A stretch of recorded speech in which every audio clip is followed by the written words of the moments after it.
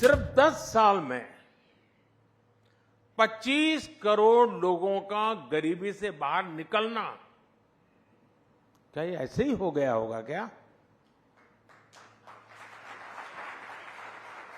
सिर्फ 10 साल में भारत का 11वें नंबर से 5वें नंबर की इकोनॉमी बन जाना, क्या ऐसे ही हुआ होगा क्या? सिर्फ 10 साल में भारत का फॉरेक्स रिजर्व बढ़कर के $700 बिलियन के पार पहुंच जाना, ये क्या ऐसे ही हुआ होगा क्या?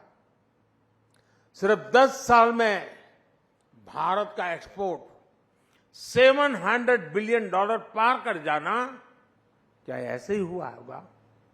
और ये तो अभी कुछ भी नहीं है, अभी तो और भी आगे जाना है।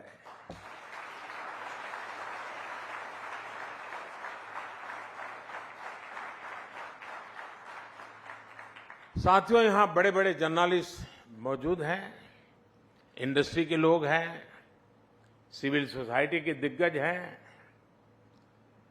पॉलिटिकल फील्ड के लोग भी हैं, ब्यूरोक्रेसी वर्ल्ड के भी लोग हैं।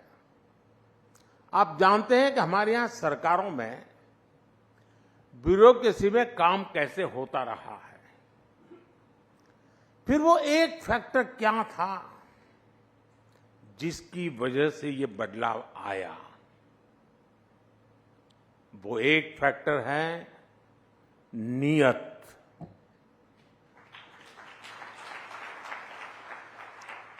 नियत सही तो काम सही। और नियत कौन सी? नेशन फर्स्ट की नियत। मेरे देश में कोई कमी नहीं है कि उसकी पहचान गरीब देश के रूप में हो।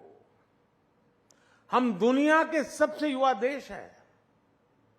एक समय में हम ज्ञान में, विज्ञान में सबसे आगे रहे हैं। दुनिया की कोई वजह नहीं है कि भारत किसी भी देश से पीछे रहे। बस हमें नेशन फर्स्ट की नीयत के साथ आगे चलना है। ये देश जो हमें इतना कुछ देता है,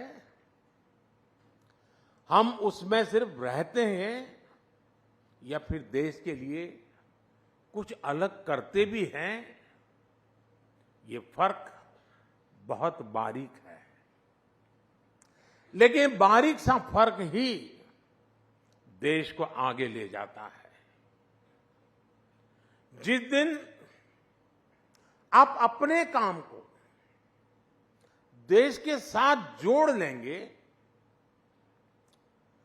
आप जो कुछ भी हैं, आप डॉक्टर हैं, इंजीनियर हैं, स्टार्टअप शुरू कर रहे हैं, जिस दिन आप अपने काम को देश के लक्ष्यों के साथ जोड़ लेंगे, तो समझ लीजिएगा कि नेशन फर्स्ट का बीज आप में अंकुरित हो गया है।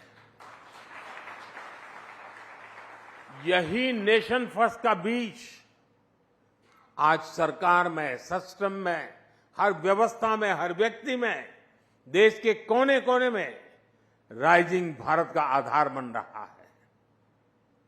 सिर्फ अपने लिए ही जिए, सिर्फ अपने लिए जिए तो क्या जिए? जीना है तो देश के लिए, और मरना भी है तो देश के लिए।